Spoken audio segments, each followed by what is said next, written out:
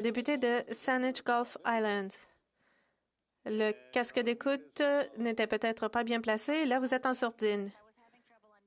Bon, j'avais du mal à enlever la sourdine. Mes excuses, Monsieur le Président. Merci aux collègues. C'est un honneur de me joindre à vous virtuellement ce soir pour contribuer au débat.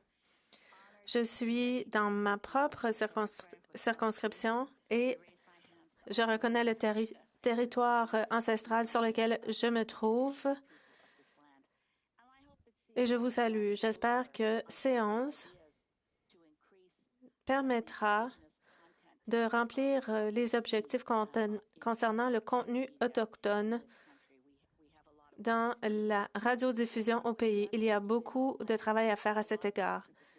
Bon, je veux débattre de ce projet de loi et, bon, en me demandant quoi dire, je me disais, bon, il faut en faire plus pour le contenu canadien. Il y a cette idée. Et on a tendance à ridiculiser cette idée. On peut penser à l'exemple de Handmaid's Tale, qui n'était pas reconnu comme du contenu canadien malgré tout. Bon, pensons à Dudley Do Right, un agent de la GRC qui avait toujours des accidents. Et ça, c'était dans les années 60. Ça n'avait rien à voir avec le contenu canadien pourtant.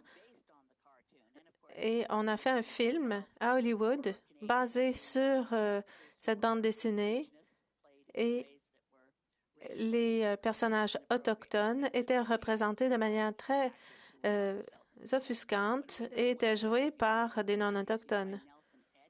Mais on peut revenir aussi à Nelson Eddy, Jeanette MacDonald dans les années 30 et Oscar Hammerstein, et on parlait d'une mélodie indienne à ce moment-là. Bon, pensez que inclure un personnage autochtone, ça garantit un contenu canadien. Enfin, il faut en faire plus pour le contenu canadien.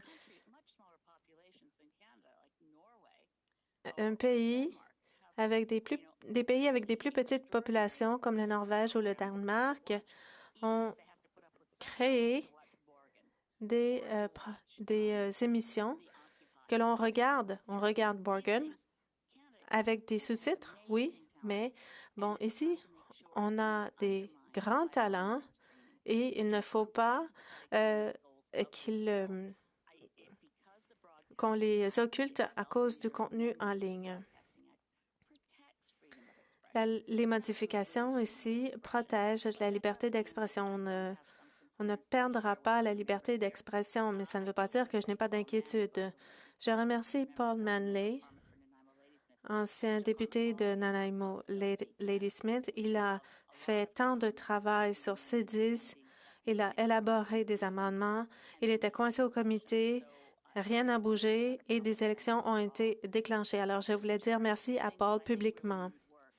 Je vais maintenant m'attarder à ce qu'on doit améliorer. L'élément communautaire. Les diffuseurs communautaires, la télévision communautaire, la radio communautaire, il faut régler cette définition. Et l'un des concepts clés qui sera étudié en comité concernant la diffusion communautaire, c'est que, bon, j'espère qu'on pourra comprendre que la définition doit comprendre que l'organisation doit être complètement communautaire.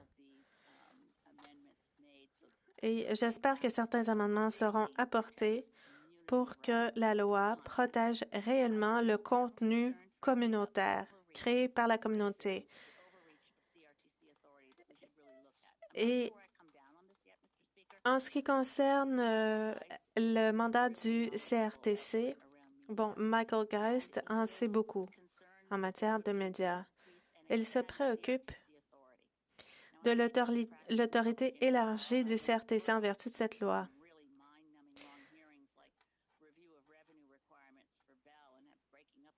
J'ai déjà œuvré dans une branche du droit et du droit à la diffusion. Et bon, le CRTC est un organisme très puissant. Beaucoup d'organismes de réglementation fournissent des conseils au gouvernement, mais le CRTC a des pouvoirs décisionnels qui peuvent être renversés seulement par une décision du cabinet. Alors, il faut être prudent. On doit pouvoir préciser ce que le CRTC fait et ne fait pas. Alors, il faut s'assurer de bien faire les choses. Ma confiance au CRTC a été ébranlée quand j'ai compris qu'ils ont permis la diffusion de Russia Today, une chaîne qui mine la démocratie. Il faut donner au CRTC les bonnes instructions pour que l'organisme réglemente le contenu canadien et ainsi veiller à l'épanouissement de notre communauté artistique et autochtone et francophone. Diffusion en français, c'est absolument essentiel pour notre pays multiculturel, mais je suis pas certain que avec le projet de loi C11, nous avons fait les choses absolument d'une façon parfaite. Ce n'est pas parfait, pas encore. The other piece L'autre point que je veux soulever porte sur le contenu en ligne et les médias sociaux. Le député de Fleetwood Port Kells y a fait référence, mais je veux saluer le travail de l'ancienne juge en chef Beverly McLaughlin et le travail de Taylor Owen, qui est un expert professeur à McGill. Il faut réglementer le système et pas l'expression. Alors, pour les médias sociaux, on ne devrait pas surveiller les transgressions et ensuite punir. Le CRTC et le gouvernement ne devraient pas forcément chercher les discours haineux, mais ce sont les entreprises elles-mêmes qui doivent en assumer la responsabilité. Elles doivent être responsables. Je vais lire une chose d'un article dont l'auteur est Beverly McLaughlin et Taylor Owen. Depuis trop longtemps, la question de la haine en ligne est comprise comme étant la faute de mauvais acteurs de la réglementation de l'expression. Mais ce n'est pas le cas. Le Canada a la chance d'apprendre des politiques mises en place par d'autres pays et nous avons la chance de bien faire les choses. Et ça, c'était un article intitulé Regulate the System, not the Speech. Et bon, il faut régler ces choses. Monsieur le Président, merci de m'avoir donné un signe de paix. Je pense que vous vouliez dire 2 minutes, toutefois. Alors, je vais conclure. Renvoyons séance au comité. Faisons bien les choses. Questions and comments? Questions, observations. L'honorable député de Fleetwood Port Kells. Merci, Monsieur le Président. À la députée de Saanich Gulf Islands, j'aimerais l'entendre sur ce que nous avons entendu des conservateurs. Ils présentent des arguments très forts à propos de la liberté d'expression, mais comment ça se compare avec la politique de leur parti concernant la CBC, qu'ils voudraient cesser de financer et qui ne devraient pas produire des nouvelles et des actualités. Peut-être que la députée peut commenter. Le député est un bon ami. Je pense qu'il confond certaines choses. Quand on demande de mettre fin à la CBC, ce n'est pas la liberté d'expression qui est mise en cause, mais plutôt la diffusion du contenu. Bon, malheureusement, il n'y a plus d'actualité sur l'heure du souper.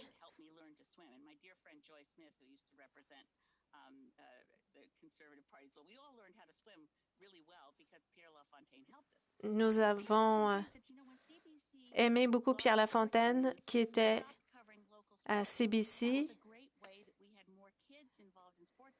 Et bon, ils ont cessé de couvrir les sports à un moment donné et ils couvraient les événements locaux, ce qui était très bien pour les enfants.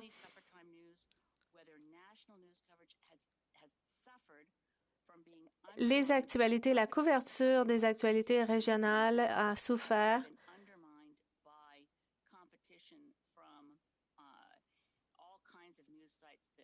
Et c'est la concurrence qui est en cause parce que, bon, pour les réseaux privés, ce sont les médias sociaux qui ont grugé leurs revenus publicitaires, mais la loi sur la radiodiffusion dit que la loi sur que la liberté d'expression dit « j'ai protégé ». Personne ne peut crier au feu dans un théâtre rempli. La liberté d'expression n'est pas un droit absolu, ça n'a jamais été le cas. Question et observation. L'honorable député de Longueuil-Saint-Hubert. Monsieur le Président, c'est l'artiste en moi qui se lève ce soir. Je ne sais pas si les gens réalisent vraiment, là, mais à Montréal, les membres de l'Union des artistes gagnent en moyenne, 80% en fait des membres de l'Union des artistes à Montréal gagnent en bas de 20 000 $ par année. C'est quand même quelque chose. Sylvie Drapeau, qui est une immense actrice de théâtre au Québec, à une certaine époque de sa vie, il y a quelques années de ça, se tapait tous les plus grands rôles du répertoire. Elle jouait au TNM, elle jouait chez Duceppe, elle jouait au Rideau Vert. Elle faisait des premiers rôles le soir, elle répétait le jour. Tout ça, elle faisait les plus grands rôles du répertoire là, pendant une année donnée, et elle gagnait 35 000 $. C'est une actrice remarquable, probablement une des plus grandes actrices que le Canada a jamais connues. Et les artistes crèvent de faim. Avec la pandémie, ça a été encore plus difficile. Moi, j'aimerais entendre ma collègue sur le fait que ce projet de loi C11-là, on aurait pu le voter il y a 1 an. Ça aurait aidé les artistes qui en arrachent. Évidemment, là, je parle d'actrices de théâtre, mais les actrices en télévision, les acteurs en télévision, les acteurs, les musiciens aussi. La pandémie a été très difficile. J'aimerais entendre ma collègue sur le fait que les libéraux, en envoyant le pays en élection, ont retardé un projet de loi fondamental pour faire vivre nos artistes au Québec et au Canada. Honorable député de Saanich-Gulf Islands. Je veux dire un grand merci à mon collègue du Bloc québécois parce que ce projet de loi, le but de ce projet de loi, un de quelques buts, c'est de protéger nos artistes, les acteurs, les créateurs, les auteurs de mise en scène. On doit protéger leur rôle dans notre société parce que notre richesse comme une société a leur racine dont le vrai âme du Canada, c'est avec nos artistes, on doit protéger. Et je suis tout à fait d'accord que ce n'est pas nos idées comme députés d'un parti d'opposition d'avoir une élection.